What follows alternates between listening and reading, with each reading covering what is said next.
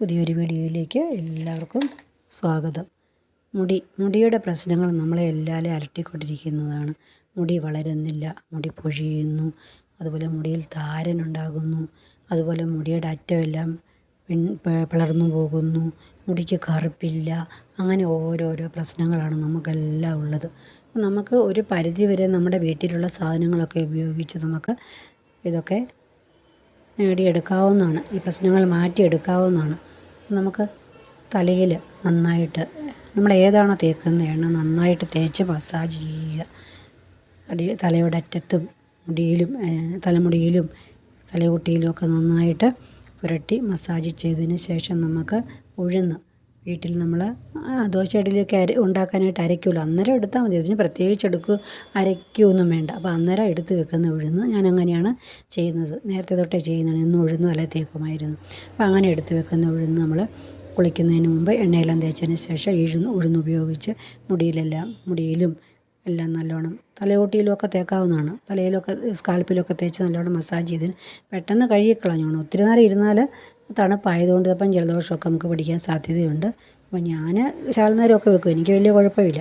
അപ്പോൾ അങ്ങനെ ഉപയോഗിക്കുന്നതുകൊണ്ട് നമ്മുടെ മുടിക്ക് താരൻ പോകും. അതുപോലെ ഉണങ്ങിയ പൊട്ടിയ മുടിയൊക്കെ ഒരു പരിധിവരെ നിയന്ത്രിക്കാനായിട്ട് സാധിക്കും. മുടിയുടെ വളർച്ചയ്ക്കും ഉഴുന്ന് വളരെയധികം ഗുണപ്രദമാണ്. അതുപോലെ തന്നെ നമ്മുടെ ഉഴുന്ന് സ്വാഭാവികമായിട്ടൊരു ബ്ലീച്ചിങ് ഏജൻ്റാണെന്ന് തന്നെ നമുക്ക് പറയാം. ചർമ്മത്തിന് നിറം ലഘൂകരിക്കുന്നതിനും പോഷകഘടകങ്ങളാൽ നിറഞ്ഞ ഉഴുന്ന് പതിവായി പുരട്ടുന്നത് ചർമ്മത്തെ മൃദുലവുമാക്കുന്നതാണ്. മുടിയുടെ വളർച്ചയ്ക്ക് സഹായിക്കുന്നതാണ്. അപ്പോൾ എല്ലാവരും അതുപോലെ ശരീരത്തിൽ ഉള്ളിൽ നമ്മൾ ഉഴുന്ന് കഴിക്കുന്നതുകൊണ്ട് നമുക്ക് തണുപ്പാണല്ലോ ശരീരത്തിൽ അനുഭവപ്പെടുന്നത്.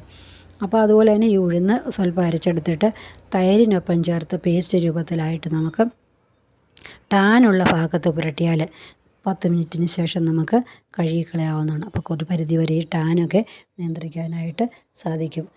അതുപോലെ നമ്മൾ പാചകത്തിന് ഉപയോഗിക്കുന്നതാണല്ലോ ഉഴുന്ന്. അപ്പോൾ protein, vitamin C, vitamin B, potassium, calcium, ഇരുമ്പ്, തയാമിൻ എന്നിവയൊക്കെ അടങ്ങിയിട്ടുണ്ട് ഈ ഉഴുന്നിൽ. അപ്പോൾ ഇതൊക്കെ നല്ലതാണ്. ചർമ്മത്തിനും മുടിക്കും നിരവധി ഗുണങ്ങൾ അടങ്ങിയിരിക്കുന്ന ഉഴുന്ന് ആരോഗ്യത്തിനും പോഷകാഹാരത്തിനും മാത്രമല്ല മുടിയുടെ വളർച്ചയ്ക്കും നമുക്ക് വ്യാപകമായിട്ട് ഉപയോഗിക്കാവുന്ന ഒന്നുകൂടിയാണ്. മറ്റ് പ്രശ്നങ്ങളൊന്നുമില്ലല്ലോ, ഉപയോഗിക്കുന്നതുകൊണ്ട് കുഴപ്പമില്ല. എല്ലാവരുമൊക്കെ ഒന്ന് ഉപയോഗിച്ച് നോക്കണം. അതുപോലെ തന്നെ നമ്മൾ വീട്ടിലുള്ള താളിയൊക്കെ തന്നെ തേക്കുന്നത് നല്ലതാണ്.